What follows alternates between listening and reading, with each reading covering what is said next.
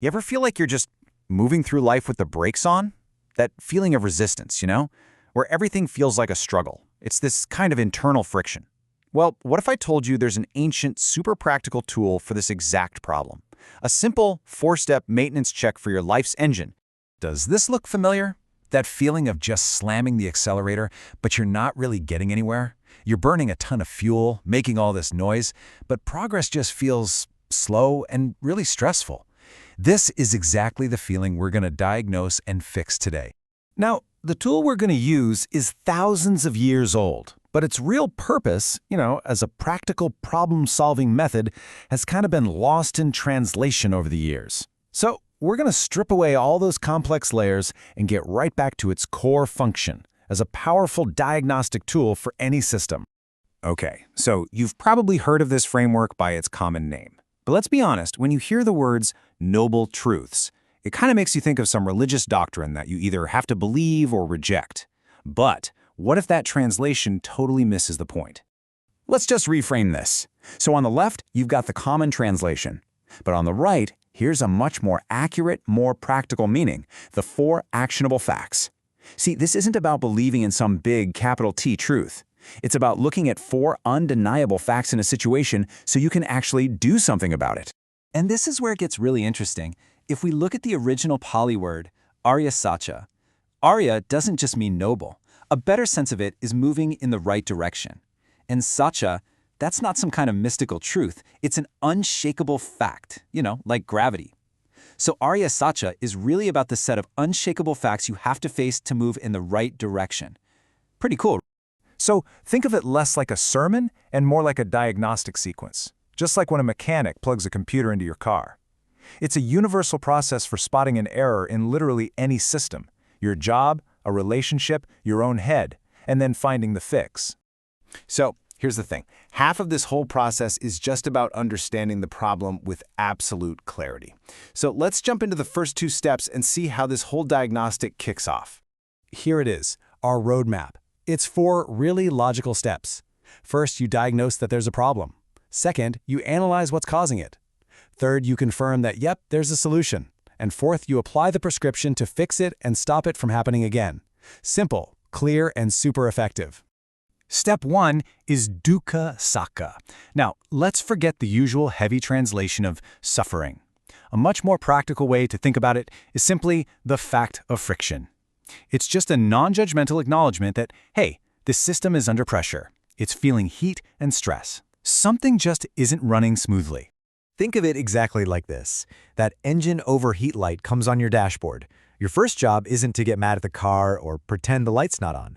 It's just to pull over and accept the plain fact, there is friction. The system is overheating. That is it.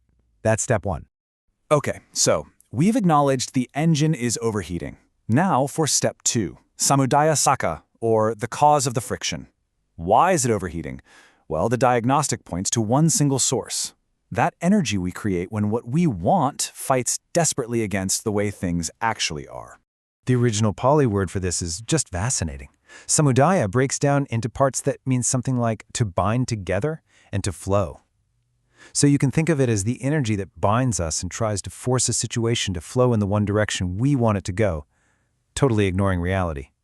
It's the energy of clinging. And here is our car analogy in a nutshell. The reason the engine is overheating: we're driving with the parking brake pulled all the way up while flooring the accelerator.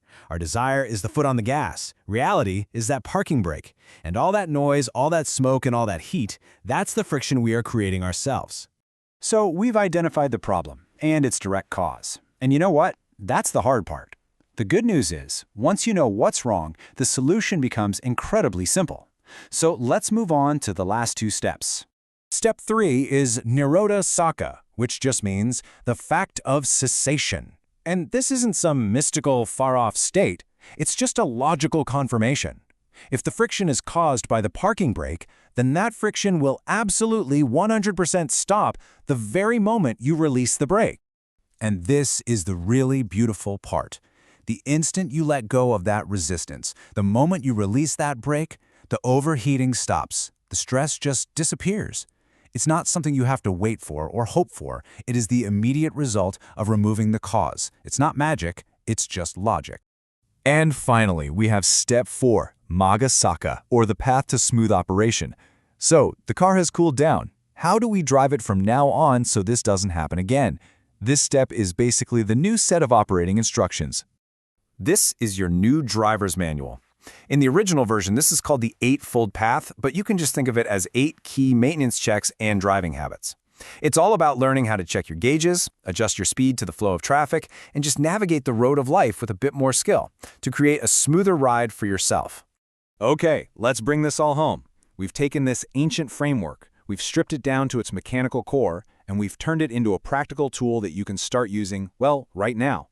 So the most important thing to remember is you don't need to memorize a bunch of Pali words or become some kind of scholar. The real value here is turning this diagnostic process into 4 simple, direct questions you can ask yourself anytime you feel that friction starting to build up. And here it is, your own personal diagnostic checklist. First, where am I feeling the friction? Just acknowledge it. Second, what outcome am I trying to force here? What am I clinging to so tightly? Identify the cause. Third, can I just let this go? Is it possible to release this grip? Confirm the solution. And fourth, how do I move forward now with less resistance? What's the skillful next step? This 4-step process isn't really an answer. It's a method. It's a diagnostic tool, and it's a driver's manual for navigating reality. The keys are in your hand, so the only question left is, where are you going to drive next?